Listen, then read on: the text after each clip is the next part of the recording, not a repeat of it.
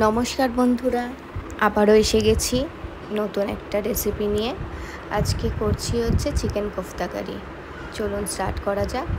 আমি প্রথমে চিকেনের ব্রেস্ট পিসগুলোকে কিউব করে কুচি করে কেটে নিয়েছি, তারপরে মিক্সির জারে ট্রান্সফার করে নিয়েছি।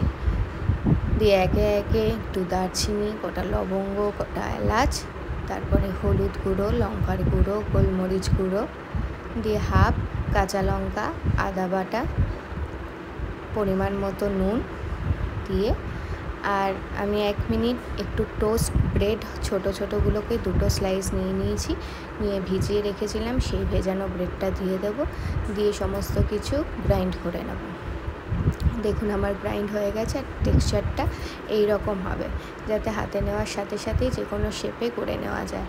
তারপরে আমি মাংসের পেস্টের মধ্যে কুচনো পেঁয়াজ দিয়ে আবারও ভালো করে মেখে নেব।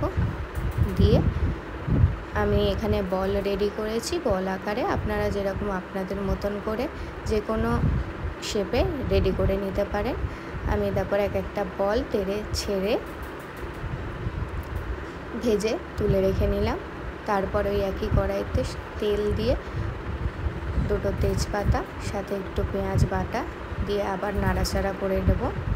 ভালো মতন নেড়ে চেড়ে তারপরে একটু রসুন, কাঁচা লঙ্কা দিয়ে আবারও নাড়াচাড়া করতে লাগবো। একটু ভাজা ভাজা হয়ে এলে আদা বাটা দিয়ে দেবো। আদা বাটা দিয়েও একটু ভালো মতন নেড়ে নেব। তারপরে সাইডে একটা টমেটো, সাথে কিছু পিস্তা বাদাম দিয়ে একটা পেস্ট রেডি করে নেব। সেই পেস্টটা দিয়ে দেব। দিয়ে সমস্ত মশলা একে কষাতে থাকবো। কষানোর সাথে সাথে একটু হলুদ গুঁড়ো, একটু লঙ্কার গুঁড়ো, পরিমাণ মতো নুন দিয়ে কষাতে থাকবো। যতক্ষণ না কষে যায় মশলাটা, ততক্ষণ ভালো মতন নাড়াতে থাকবো। আর সেই টমেটো যে পেস্ট করেছিলাম, সেই পেস্টটার জলটা দিয়ে মুছে দিয়ে দেবো ভালো মতন। দিয়ে সমস্ত মশলা নাড়িয়ে চাড়িয়ে কষা হয়ে গেলে ওর মধ্যে জল ঢেলে দেবো। জল দিয়ে মশলাটাকে একটু ফুটতে দেব। ফুট এসে গেলে তারপরে যেটা আমরা আগের থেকে ভেজে রেখেছিলাম মাংসের বলগুলো, সেগুলো ঢেলে দেবো। দিয়ে ভালো মতন নাড়াচাড়া করব। তরকারিটা ফুটে এলে ওর মধ্যে একটু গরম মশলা, কসুরি মেথি, তারপরে সামান্য পরিমাণ 1 চামচ মতন একটু ঘি দিয়ে নাড়াচাড়া করে নামিয়ে দেব।